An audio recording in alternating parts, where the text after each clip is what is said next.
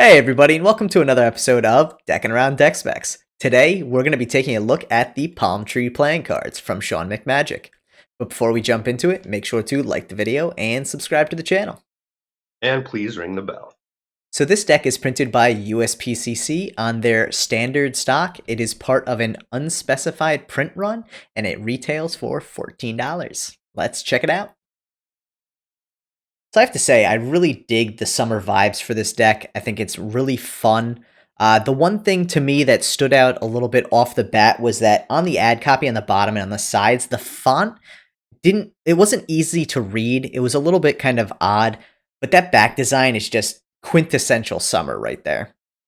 Yeah, I totally agree. I really dig that sand look on the back. It kind of just reminds me of those things that used to shake. Yeah. Yeah, for some reason I get very much like a vintage beach towel vibe from it. Yeah, Absolutely, totally. yeah, absolutely fans beautiful, as expected from a USPC standard deck, but the artwork really fans well on it as well. It's made to be fanned. Even though it's a magic deck, those flourishes just come through nice. You have matching palm tree jokers, and then this really cool custom Ace of Spades there, which shows the kind of palm tree vibe of the rest of the deck with the back design colors. Otherwise, for the most part, the deck is a standard deck. It's really meant to be a Magician's Workers deck. Sean McMagic, as you can tell from the name, obviously being a magician, wanted something that he could use for himself and also kind of build a deck for the community. Perfect Magician's deck, has a fun, great back design to it. But otherwise, you do have those standard courts, which, everyone knows and love. They build that trust with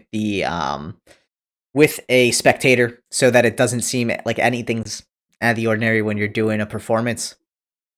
Yeah, I think that's key when you are a magician, and there's so many options out there. People can standardize, keep them standard, or they can, go down the custom route.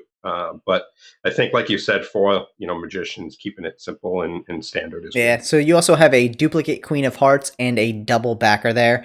I think one of the interesting things I would have really liked to see with this, especially because the color and the theme was so vibrant on this, I really would have loved to see a little bit of customization on the courts, even if it was something as simple as like a king holding a beach umbrella instead of a sword or something along those lines. There's such a great kind of style now to a lot of these decks where even if they're relatively standard and they're meant to be a workers deck, they add those little like fun aspects to it. OPC always does it great. I think that would have been like the cherry on top of this deck because at the price point you could get it for on the Kickstarter, it really was a steal and it does have some great color to it.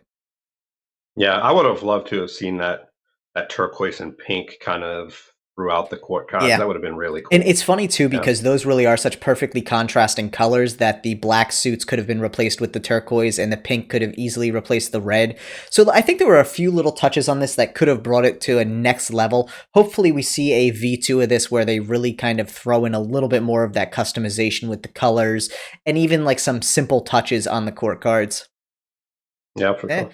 Thanks everyone for checking out this episode of Deckin Around Deck Specs. Make sure to like the video and subscribe to the channel if you haven't already. We drop these every Tuesday, Friday, and Saturday, giving you the freshest looks at the newest decks.